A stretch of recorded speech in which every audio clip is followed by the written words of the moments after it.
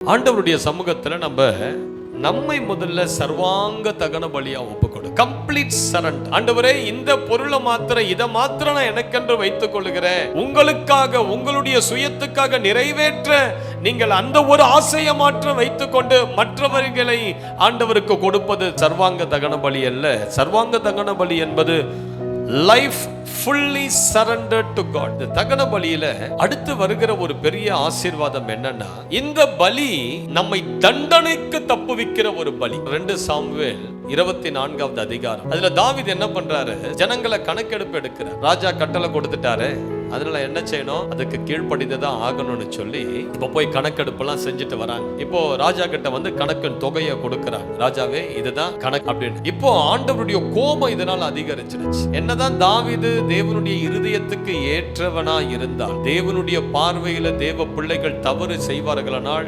அவர்கள் தேவனுடைய இருதயத்துக்கு ஏற்றவர்களா இருந்தாலும் தேவன் அவர்களை தண்டிக்க தயங்க மாட்டார். இப்போ ஆண்டவருக்கு தாவீதின் மேல பயங்கரம் கோபம் வந்துருச்சு, தேசத்தின் மேல பயங்கரம் கோபம் வந்துருச்சு. ஆண்டவர் காத் என்கிற ஒரு தீர்க்கதரிசியை தாவீதினிடத்தில் அனுப்பி ஆண்டவர் என்ன பண்றாரு, 3 ஆப்ஷன் கொடுக்கிறாரு டேவிடுக்கு. முதல் ஆப்ஷன் என்ன? 7 ஆண்டு காலங்கள் உனக்கு பஞ்சம் வேணுமா? 2வது ஆப்ஷன், உனக்கு 3 மாசம் உன் சத்துருக்கள் எல்லாம் துரத்துவாங்க, நீ ஓடுவ, நிறைய ஜனங்க உனக்கு விரோதமா எழும்பி உன்னை அடிக்க போறாங்க. 3 மாதம் தாவீதையும் இஸ்ரவேலையும் சத்துருக்கள் கையில ஒப்பு கொடுக்க. 3வது ஆப்ஷன், 3 நாட்கள் கொள்ளை நோய். ஆண்டவர் தாவீது கிட்ட கேட்கிறாரு, இதுல எதுப்பா நீ சூஸ் பண்ற? தாவீது சொல்றாரு, எனக்கு பஞ்சமும் வேணாம், சத்துருக்கள் கையிலையும் ஆண்டவர் ஒப்பு கொடுப்பதை நான் விரும்புவதில்லை, பெட்டர் நான் கர்த்தருடைய கரத்திலே நான் விழுந்துறேன், ஆண்டவரே வாதிக்க. இப்போ ஆண்டவர் என்ன பண்றாரு, தூதனை அனுப்புறாரு. பைபிள் சொல்லுது, தான் முதற்கொண்டு பெயர் சேபா மட்டும், அதாவது காஷ்மீர்ல இருந்து கன்னியாகுமரி வரைக்கும் வச்சுக்கங்களேன், ஆண்டவர் என்ன பண்றாரு, இஸ்ரவேல் ஜனங்களை வாதிக்கிறார். கொஞ்ச நேரத்திலேயே 70,000 பேர் செத்து போறாங்க. இப்போ எல்லாத்தையும் வாதிச்சுட்டு வரும்போது இப்ப கடைசியா எருசலேமுக்கு நேரா தேவ தூதன் அப்படி கரங்கள் அப்படி உயர்த்தி நிக்கிறார். இப்ப எருசலேம்ல ஒரு பெரிய அழிவு வரப்போகுது. இப்போ காத்து தீர்க்கதரிசி தாவீது கிட்ட சொல்றாரு, எருசலேமை அழிப்பதற்கு முன்பதாக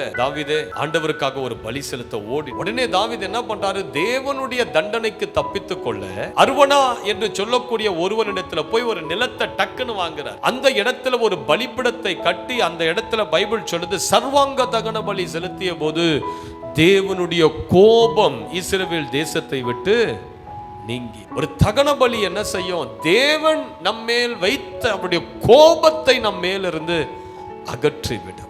இயேசு கிறிஸ்து நமக்காக கல்வாரி சிலுவையில தகன பலி ஆனதுனால தான் தேவன் நம்மேல் வைத்த கோப ஆக்கினைக்கு நாம் நீங்களாக்கப்பட்டிருக்கிறோம்.